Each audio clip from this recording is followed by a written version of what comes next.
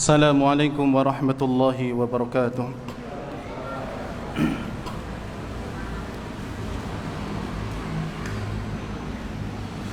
Innal hamdalillah nahmaduhu wa nasta'inuhu wa nastaghfiruh wa na'udzu billahi min shururi anfusina wa min sayyiati a'malina.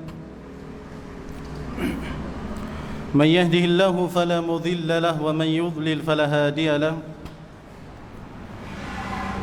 أشهد أن لا إله إلا الله وحده لا شريك له وأشهد أن محمدا عبده ورسوله صلى الله عليه وعلى آله وأصحابه ومن سار على نهجه وتمسك بسنته إلى يوم الدين. أما بعد قال الله تعالى في كتابه الكريم يا أيها الذين آمنوا اتقوا الله حق تقاته ولا تموتن إلا وأنتم مسلمون.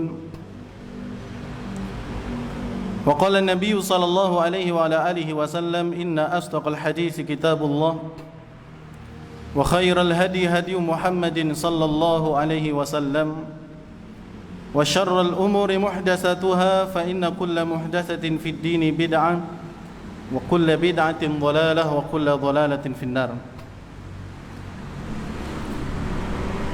Ma'asyiral kaum muslimin wal muslimat rahimani wa rahimakumullah. Pada kesempatan malam hari ini qadarullah Ustaz Mukhlis Abu Sa'id hafizahullah taala tidak bisa hadir. Dan beliau baru menghubungi kita pada 5:30 tadi, atau mepet sekali dengan adzan maghrib. Dan semoga Allah subhanahu wa ta'ala memberikan kemudahan kepada beliau dan juga kepada kita semuanya, sehingga ketika nanti beliau terjadwal hadir bisa hadir, kemudian bisa meneruskan bacaan dari hadis-hadis Nabi sallallahu alaihi wa ala alihi wasallam dari kitab Umdatul Ahkam.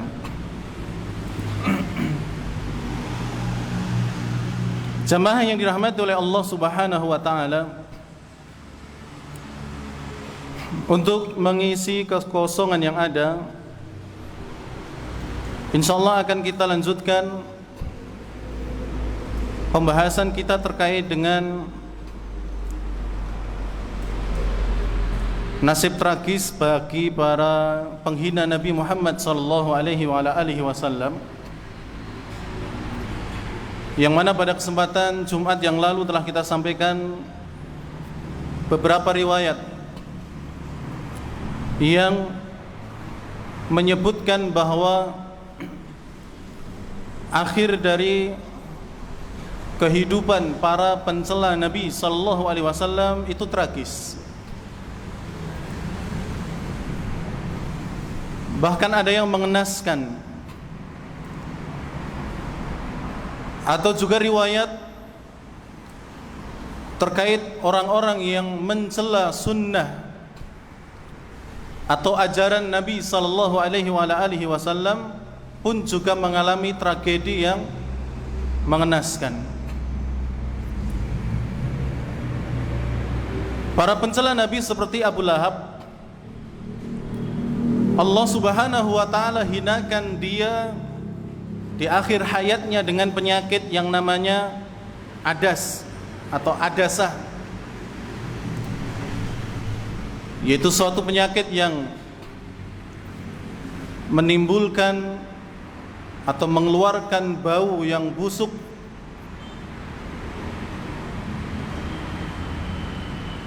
sehingga orang-orang bahkan keluarganya pun tidak mau mendekat kepada dirinya. Bahkan ketika Abu Lahab ini meninggal, maka ketika memandikannya dari jarak jauh, disemprot dari jarak jauh, karena memang baunya luar biasa menyengat. Dan ketika dikubur pun ya dibuang begitu saja, dilempar. Padahal Abu Lahab ketika dia masih hidup adalah orang yang sangat disegani, sangat dimuliakan oleh orang-orang Quraisy, karena memang dari keturunan yang mulia. Namun karena dia termasuk orang yang mencela dan menghina Nabi sallallahu alaihi wasallam, maka Allah balas hinaan mereka dengan hinanya mereka di akhir kehidupan mereka. Demikian pula salah satu anaknya Abu Lahab yang dia pernah memegang bajunya Rasulullah seakan-akan mau menghajar beliau. Lalu sebelum dia pergi, dia meludahi wajahnya Rasulullah sallallahu alaihi wasallam yang mulia. Dan di akhir hayatnya Allah Subhanahu wa taala hinakan dia dengan diterkam oleh singa. Demikian pula Abu Jahal yang Allah Subhanahu wa taala hinakan dengan dipenggal kepalanya oleh Abdullah bin Mas'ud radhiyallahu taala an ketika perang Badar. Demikian pula wanita Yahudi yang dia pernah mencela Nabi sallallahu alaihi wasallam, kemudian dicekik oleh seorang sahabat sampai tewas. Ada pula yang bumi tidak menerima jasadnya pencela Nabi, sebagaimana yang dikisahkan oleh Anas bin Malik radhiyallahu taala anhu, yang menceritakan adanya seseorang yang ketika dia hidup mencela Nabi sallallahu alaihi wasallam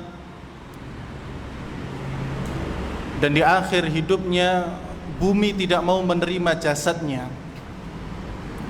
Setiap kali dikubur dimentahkan keluar, dikubur lagi, dimentahkan lagi, sampai 3 kali, sehingga orang-orang yang dahulu menjadi sahabatnya dia ketika menguburnya tinggal dibuang begitu saja ya. Jadi tidak diterima oleh bumi. Demikian pula seorang pendeta yang masuk di kalangan bangsa Mongol ketika itu, yang menghina Nabi sallallahu alaihi wasallam di depan teman-temannya, kemudian dia diterkam oleh anjing yang ada di sekitarnya, yang ketika itu sedang dirantai anjingnya. Namun ketika mendengar sang pendeta ini mencela Nabi sallallahu alaihi wasallam, sang anjing ini marah, kemudian menggigit pendeta tersebut. Terakhir digigit di bagian lehernya sampai tewas. Demikian pula jemaah yang dirahmati oleh Allah, orang-orang yang mencela Nabi sallallahu alaihi wasallam atau orang yang menghina, meremehkan syariat Nabi Muhammad sallallahu alaihi wasallam, mereka pun juga dihinakan oleh Allah. Seperti seseorang yang diperintah oleh Nabi sallallahu alaihi wasallam untuk makan dengan tangan kanan, karena ketika itu dia makan dengan tangan kiri, maka dengan nada ngeles atau nada menyepelekan dia mengatakan, "Mastata'tu ya Rasulullah." Ya, aku tidak sanggup wahai Rasulullah. Padahal dia sanggup sebenarnya. Lalu kemudian Nabi SAW berdoa, "Lastata'ta." Kamu tidak akan pernah sanggup untuk menggunakan tangan kananmu. Sehingga kata perawi, dan tidaklah orang tersebut bisa mengangkat tangannya sampai ke atas mulutnya. Demikian pula seseorang yang menghina dan meremehkan syariat Nabi sallallahu alaihi wasallam, sunnah Nabi sallallahu alaihi wasallam setelah seseorang bangun dari tidurnya. Ya, kata Rasulullah, apabila salah seorang di antara kalian bangun dari tidur, maka janganlah langsung memasukkan kedua tangan ini ke dalam bejana atau ember atau gayung.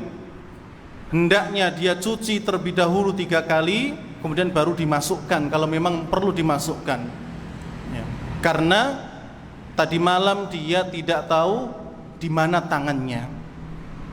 Ya. Lalu ada yang mengatakan, saya tahu di mana tanganku tadi malam berada, ya, yaitu di atas ranjang, di atas kasur.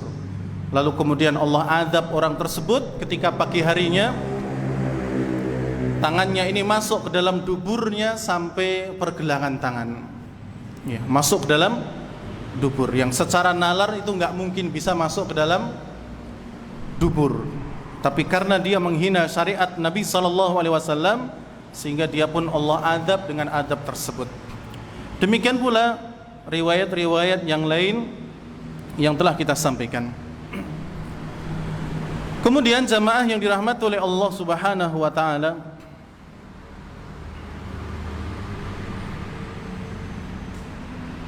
lalu apa hukuman bagi para pencela Nabi sallallahu alaihi wasallam? Para ulama telah sepakat bahwa hukuman yang pantas diterima oleh para pencela Nabi sallallahu alaihi wasallam adalah dibunuh. Sebagaimana yang disebutkan oleh Syekhul Islam Ibnu Taimiyah rahimahullahu taala, wa hadzal ijma' qad hakahu ghairu wahidin min ahli ilmi. Dan kesepakatan ini disebutkan oleh lebih dari satu ulama dari kalangan para ulama. Jadi para ulama sepakat bahwa hukuman yang pantas bagi pencela Nabi sallallahu alaihi wasallam adalah dibunuh. Akan tetapi yang menjadi catatan adalah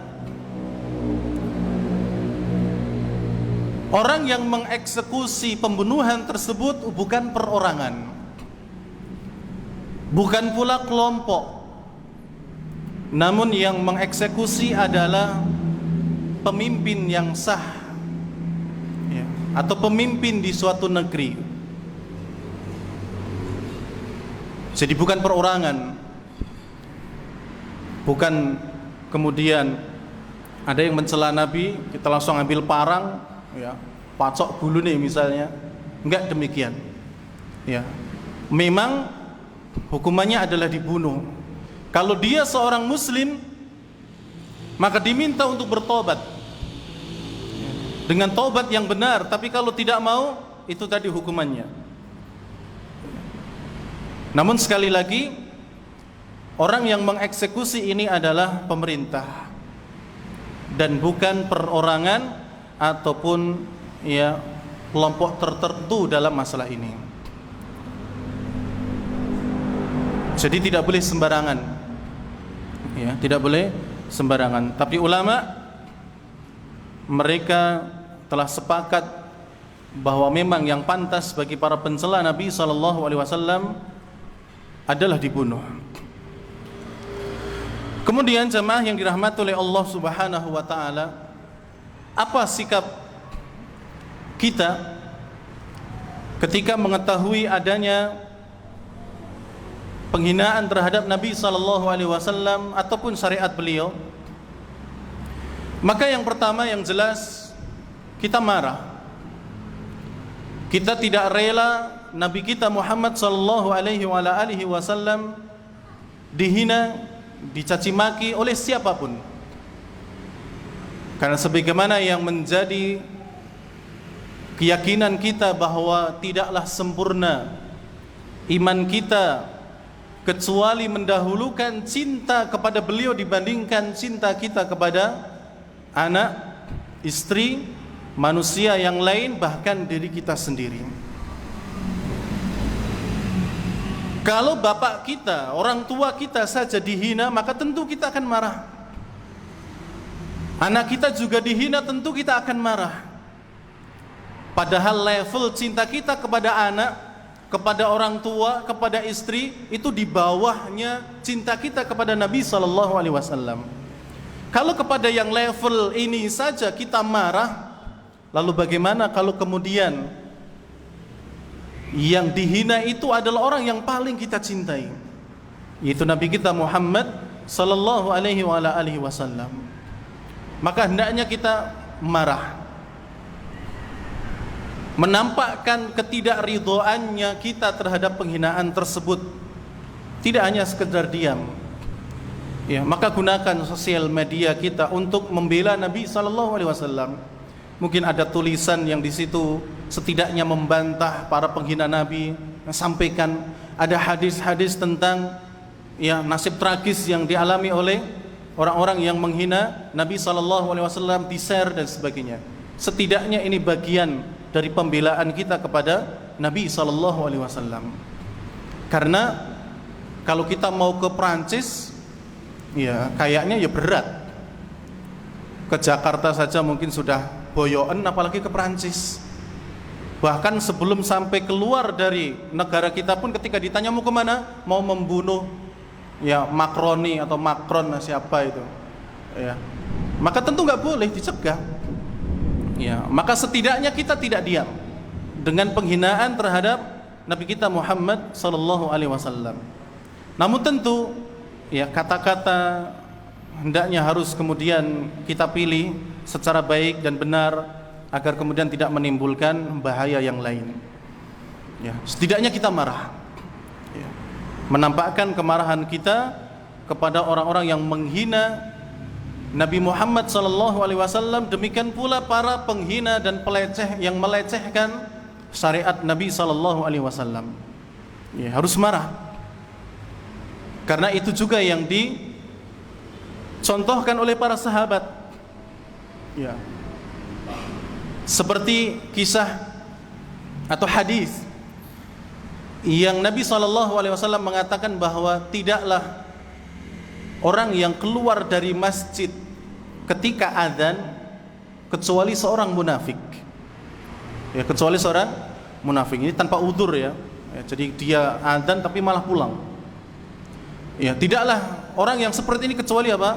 Munafik. Maka ketika itu ada seseorang yang ketika azan keluar, pergi pulang ke rumah tanpa ada alasan yang syar'i, maka kemudian dibuntuti oleh sahabat Nabi, kemudian dinasihati, janganlah kau keluar ketika adzan, karena Nabi SAW mengatakan demikian. Tapi dia ngeyel, mungkin menganggap enggak apa-apa, saya tak pulang dulu, misalnya demikian. Maka kemudian selama beberapa hari sahabat ini tidak mau berbicara kepada orang tersebut. Ini bentuk dari apa? Marahnya beliau terhadap orang yang mengingkari sunnah ataupun ajaran Nabi SAW. Demikian pula apa yang terjadi di masa As-Saf yang mencela Nabi SAW, maka kemudian marahlah seluruh manusia, termasuk para ulama, sehingga mereka menulis kitab khusus terkait dengan para pencela Nabi SAW. Di antara yang menjadi judulnya adalah pedang terhunus bagi para pencela Nabi Muhammad SAW.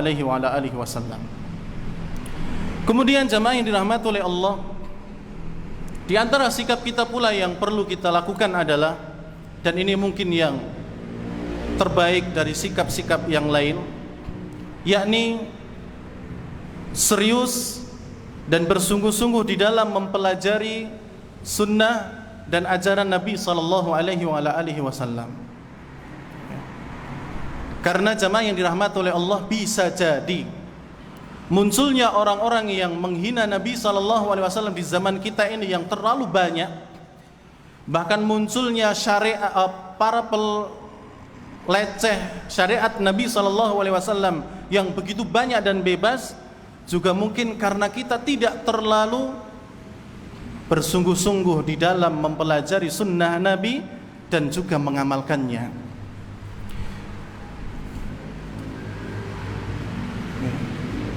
Jadi mempelajari sunnah Nabi SAW dan juga mengamalkannya dalam keseharian kita, ini juga termasuk bagian dari pembelaan kita terhadap Nabi SAW dan syariatnya.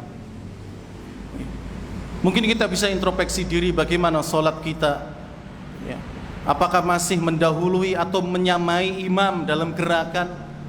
Apakah masih sering terlambatnya? Apakah masih sering sendiri sholatnya dibandingkan dengan jamaah? Bagaimana ya kita menuntut ilmu agama Allah Subhanahu wa taala? Apakah dalam seminggu kita lebih banyak menuntut ilmu dibandingkan dengan tidaknya? Dalam sholat juga bagaimana gerakan kita? Bahkan dalam ucapan amin pun jamaah yang dirahmati oleh Allah, terkadang kita menyepelekan. Kalimat amin itu terkadang disepelekan oleh kita. Padahal Nabi SAW pernah mengatakan, innal yahuda qaumun hasadun. Sesungguhnya orang-orang Yahudi adalah kaum yang suka hasad. Yahudi adalah kaum yang suka iri dengki. Dan tidaklah mereka hasad dan iri kepada kita kaum muslimin dibandingkan iri mereka terhadap kalimat amin. Bayangkan, kalimat amin saja orang-orang Yahudi iri. Kenapa itu ada di syariat Islam? Sedangkan syariat mereka mungkin bukan amin, entah amin atau apalah ya. Tapi di syariat kita amin. Itu saja dihasadi sama orang-orang Yahudi. Tapi kita sebagai seorang muslim terkadang menyepelekan ya. Ngucap amin ya amin ya. Bahkan dibikin yang aneh-aneh dan sebagainya. Padahal orang-orang Yahudi iri dengan kalimat tersebut. Demikian pula kalimat salam, ucapan salam yang kita ucapkan sesama kaum muslimin, itu juga iri orang-orang Yahudi. Kenapa itu ada di syariatnya Muhammad, kenapa tidak ada di syariat kita? Maka jamaah yang dirahmati oleh Allah Subhanahu wa taala, demikianlah hendaknya kita mempelajari bagaimana sunnah-sunnah Nabi sallallahu alaihi wasallam. Ya, bahkan mungkin dalam bersolawat kepada Nabi pun ya, kita ini masih pelit. Ya. Ketika disebutkan nama beliau, mungkin kita tidak bersolawat. Kan enggak harus dipimpin yang ya genggam gumita gitu misalnya, enggak. Udah sendiri kalau disebutkan nama beliau, kita bersolawat sallallahu alaihi wasallam atau alaihi salatu wassalam ya, dengan solat-solawat yang lain ya. Jadi mungkin amalan kita pun demikian, sehingga muncullah orang-orang yang mereka sangat mudah sekali mencaci maki Rasulullah, demikian pula syariat beliau. Dalam hal ini jamaah yang dirahmati oleh Allah, Rasulullah SAW pernah menyebutkan dalam sebuah hadis, menyinggung tentang kualitas amalan kaum muslimin. Padahal ketika itu para sahabat masih hidup. Rasulullah mengatakan, yushaku an tada'a alaikumul umam kama tada'a al-akalatu ala qas'atiha. Saya khawatir suatu saat nanti akan ada orang-orang yang mengerumuni kalian, orang-orang yang akan mengepung kalian dari berbagai penjuru dan sisi, sebagaimana orang-orang yang akan makan mengerumuni nampannya atau piringnya.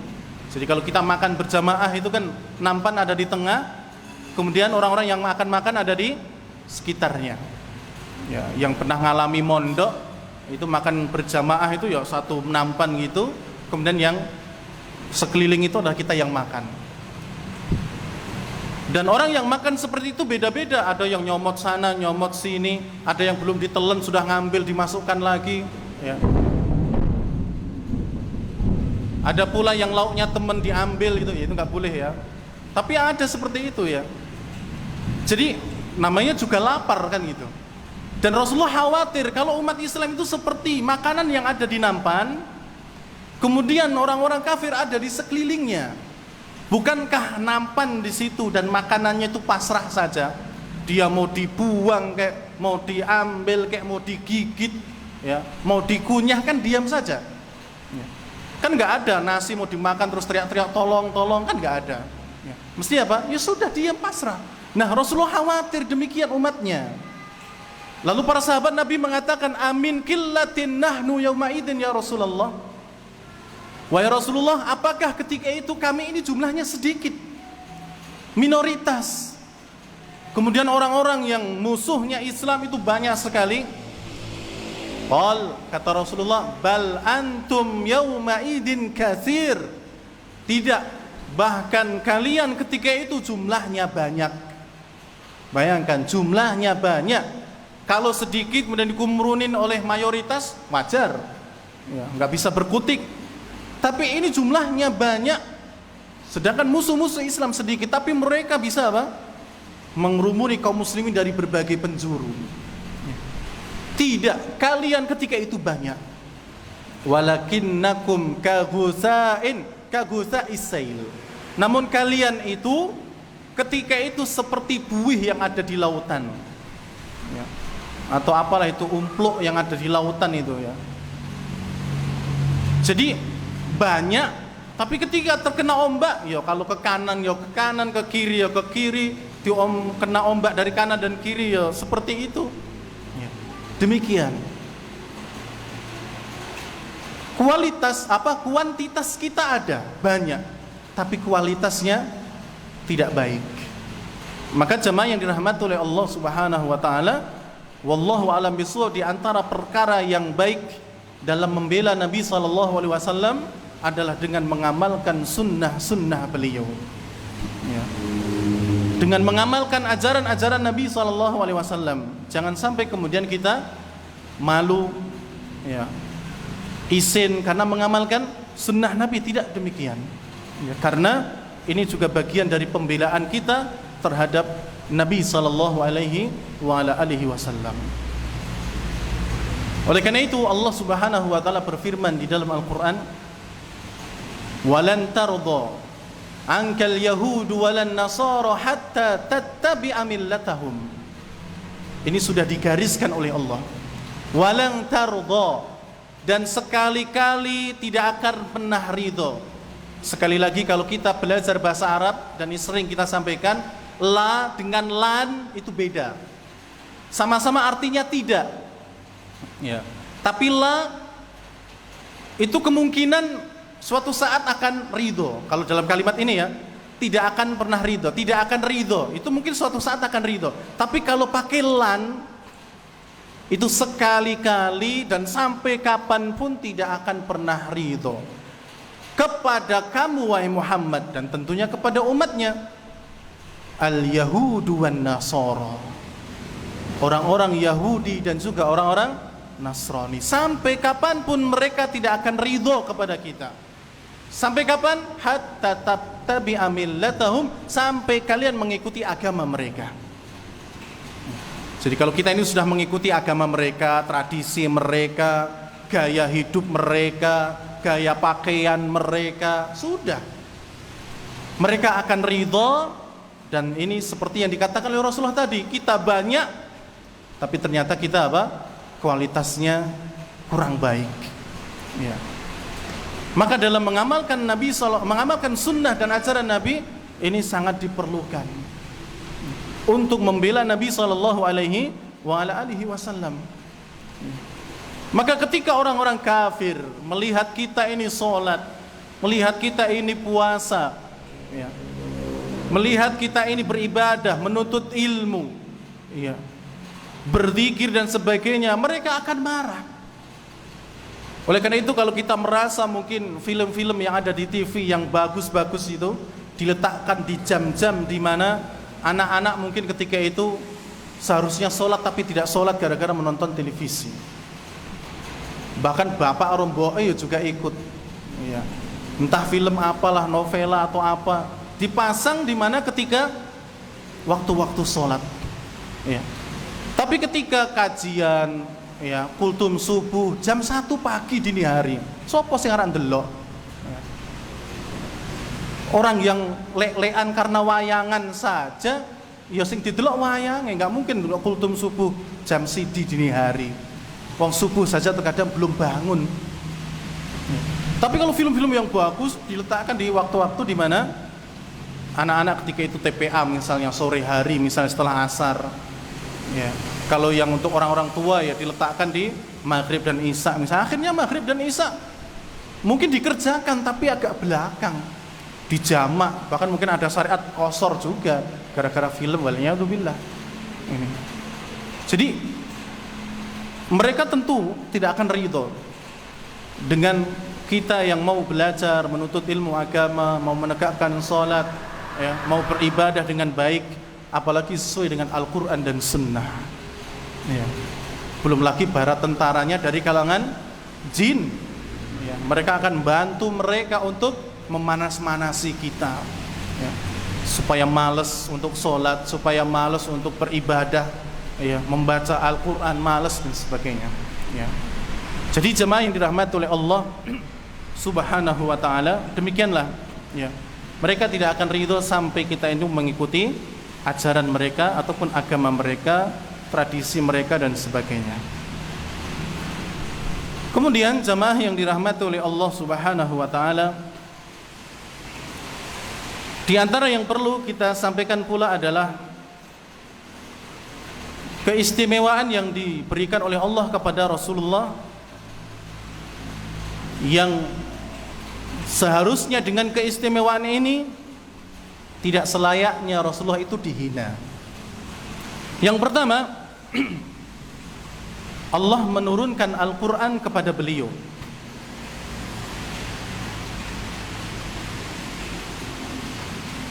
Dan ini termasuk keistimewaan,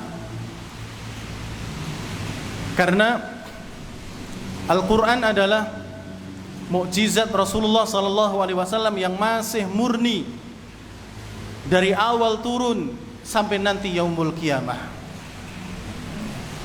Dan itu Allah yang berjanji, inna nahnu nazzalna dzikra wa inna lahu lahafidun. Sesungguhnya kamilah yang menurunkan Al-Quran dan kami yang akan menjaganya sampai hari kiamat. Al-Quran itu akan seperti itu sampai hari kiamat semenjak Al-Quran itu diturunkan kepada Rasulullah. Adapun kitab-kitab yang lain selain Al-Quran itu sudah dirubah, sudah banyak perubahan di sana. Oleh karena itu ketika ada orang yang ingin menyelewengkan Al-Quran, akan ada di sana Allah munculkan orang-orang yang membenarkan bahwa itu tidak benar.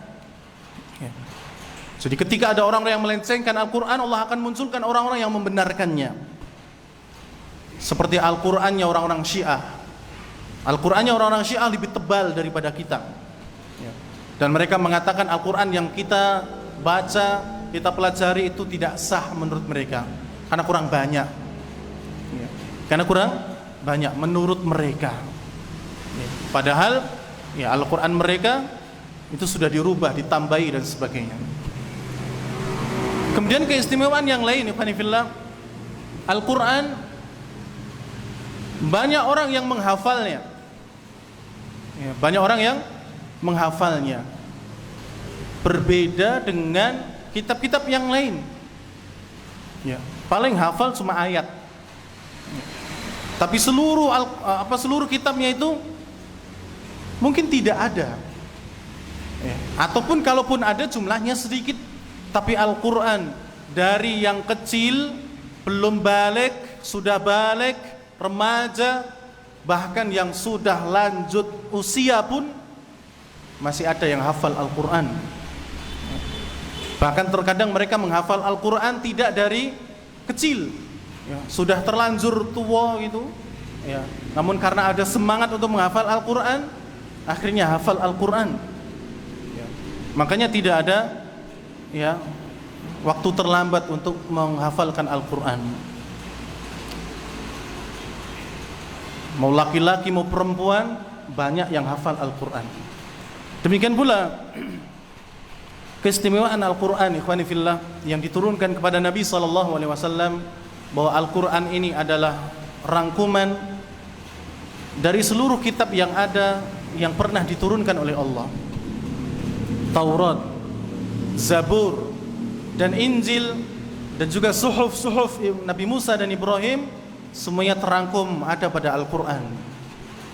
Semuanya ada pada Al-Quran. Kemudian Al-Quran rangkumannya ada di Al-Fatihah. Kemudian Al-Fatihah rangkumannya ada di kalimat Iyyaka na'budu wa iyyaka nasta'in. Ini maka Al-Quran ketika diturunkan oleh Allah Subhanahu wa taala kepada Nabi Muhammad, maka itu adalah keistimewaan bagi beliau. Maka tidak pantas manusia yang mungkin kitabnya telah dirubah, manusia yang mungkin dia tidak menerima kitab itu, kemudian mencela dan mencaci maki Nabi Muhammad SAW. Demikian pula tidak pantas bagi mereka yang mengaku sebagai seorang muslim, umatnya Nabi Muhammad SAW, katanya cinta kepada Nabi Muhammad, namun kemudian melecehkan syariat beliau di mimbar-mimbarnya, mungkin dengan film-filmnya, atau mungkin dengan tulisan-tulisannya, merendahkan syariat Allah dan juga Rasulnya Sallallahu Alaihi Wasallam. Kemudian jamaah yang dirahmati oleh Allah, termasuk keistimewaan yang Allah berikan kepada Nabi Muhammad adalah beliau dijadikan sebagai nabi terakhir, ya, penutup para nabi. Sebagaimana dalam surat Al-Ahzab ayat 40. Maka Muhammadun aba ahadim min rijalikum walakin Rasulullah wa khataman nabiyyin. Dan tidaklah Muhammad itu sekali-kali bapak dari salah seorang di antara kalian, melainkan dia adalah utusan Allah dan penutup para nabi. Ya, penutup para nabi ini menunjukkan keistimewaan beliau, karena setelah itu tidak ada nabi lagi. Ya, setelah itu tidak ada nabi lagi. Kemudian jamaah yang dirahmati oleh Allah, di antara keistimewaan yang dimiliki oleh Rasulullah adalah ketika Allah memanggil beliau dengan panggilan yang paling dicintai, dengan cara tidak menyebut langsung nama beliau. Ya, antum bisa buka Al-Quran dari Al-Fatihah sampai An-Nas, tidak akan pernah dijumpai adanya satu ayat pun ketika Allah memanggil Rasulullah dengan kata Muhammad. Ya, silahkan dicari, itu PR. Ya, siapa yang dapat ayat yang Allah memanggil Rasulullah dengan nama beliau, saya kasih hadiah. Tapi antum tidak akan pernah menjumpai ketika Allah memanggil, kalau tidak pakai nama atau julukan yang Allah cintai, pakai sifat. Tidak pakai apa? Tidak pakai nama asli. Seperti Allah Subhanahu wa taala berfirman di dalam surat Al-Ahzab ayat 59.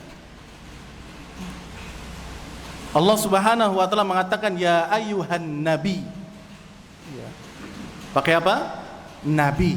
Bukan ya Muhammad, tapi ya ayyuhan nabi. Wahai nabi, kulli azwajika wa banatika wa nisa'il mu'minin. Ya, katakanlah kepada istri-istrimu, kepada anak-anakmu, kepada wanita-wanita kaum mukminin untuk menjulurkan jilbab-jilbab mereka ke seluruh tubuh mereka. Jadi Allah memanggil dengan apa? Ya ayyuhan nabi, panggilan kesayangan beliau. Dalam surat Al-Maidah ayat 41, Allah Subhanahu wa taala mengatakan ya ayyuhar rusul, ya ayyuhar rasul, wahai rasul. Ya, pakai rasul, dan yang dimaksud adalah Nabi Muhammad sallallahu alaihi wasallam. Jadi tidak pernah Allah itu memanggil Rasulullah dengan ya Muhammad. Kalau tidak pakai nama yang Allah cintai seperti Nabi dan Rasul, Allah menggunakan sifat seperti ya ayyuhal muzammil qumil laila illa qalila, ya. Atau ya ayyuhal muddaththir qum fa'anzir. Ya, pakai sifat. Wahai orang yang sedang berselimut, bangunlah dan berilah peringatan kepada manusia ataupun orang-orang terdekat. Ya ayyuhal muddatsir qum fa'andzir. Bangun, berilah peringatan kepada manusia. Pakai sifat. Jadi tidak pernah pakai apa? Tidak pernah pakai nama asli dalam memanggil. Ya, bukan menyebut tapi memanggil. Kemudian jamaah yang dirahmati oleh Allah, berbeda dengan nabi-nabi yang lain. Nabi-nabi yang lain Allah Subhanahu wa taala ketika memanggil langsung dengan namanya. Sebagaimana dalam surat Al-Baqarah, surat Al-A'raf ayat 19. Atau di surat Al-Baqarah juga ada di awal-awal ketika memanggil Nabi Adam. Apa kata Allah? Wa ya Adam uskun anta wa zawjukal jannah. Ya Adam, wahai Adam, tinggallah kamu dan juga istrimu di surga. Lihat pakai apa? Nama asli langsung Adam. Ketika manggil Nabi Nuh dalam surat Hud ayat 48, Allah Subhanahu wa taala mengatakan qila ya Nuh, wahai Nuh, ihbit bisalamin minna. Ihbit bisalamin minna, turunlah dengan keselamatan dari kami. Ya Nuh, pakai apa? Nama asli. Dalam surat As-Saffat ayat 104, ketika Allah Subhanahu wa taala memanggil Nabi Ibrahim, wa nadainahu ayya Ibrahim, dan ketika kami memanggilnya, kami panggil ya Ibrahim. Bayangkan Nabi Ibrahim dipanggil dengan namanya langsung. Dalam surat Maryam ayat 12, ketika Allah Subhanahu wa taala memanggil Yahya, Nabi Yahya, beliau Allah Subhanahu wa taala berfirman, ya Yahya khudil kitaba biquwwah. Wahai Yahya, ambillah kitab ini, ya. Ambillah kitab ini, ya Yahya khudil kitaba biquwwah. Langsung dipanggil oleh Allah Subhanahu wa taala dengan namanya. Nabi Nuh, Nabi Yahya, Nabi Ibrahim, Nabi Adam, dan juga nabi-nabi yang lainnya Allah Subhanahu wa taala sebut dengan apa? Namanya. Namun ketika memanggil Rasulullah, beliau sebut dengan nama yang Allah cintai, yaitu kalau tidak nabi ya Rasul, ya ayyuhan nabi, ya ayyuhar rasul. Beliau sebut dengan sifat ya ayyuhal muzammil, ya ayyuhal muddatsir, dan sebagainya.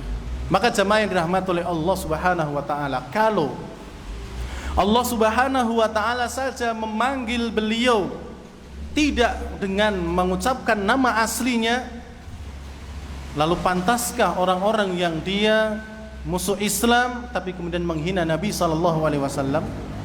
Ya, maka tentu apa yang menjadi keistimewaan Rasulullah yang tadi kita sampaikan sudah cukup menunjukkan bahwasanya ketika beliau dihina maka kita wajib marah. Ya, kita harus marah dan juga kita harus menunjukkan ketidakridhaan kita terhadap penghinaan tersebut. Jamaah yang dirahmati oleh Allah Subhanahu wa taala, mungkin ini yang dapat kita sampaikan pada kesempatan malam hari ini untuk mengisi kekosongan yang ada dan sekaligus melanjutkan apa yang pernah kita sampaikan pada waktu Jumat yang lalu, dan semoga Allah Subhanahu wa taala menjadikan kita termasuk orang-orang yang mencintai Nabi sallallahu alaihi wasallam, dan semoga Allah Subhanahu wa taala mengumpulkan kita dan keluarga kita dengan beliau di surganya, dan semoga kita mendapatkan tempat yang terbaik di sisi Allah Subhanahu wa taala. Demikian kurang lebihnya mohon maaf. Kita akhiri subhanakallahumma rabbana wa bihamdik asyhadu an la ilaha illa anta astaghfiruka wa atubu ilaik. Wassalamualaikum warahmatullahi wabarakatuh.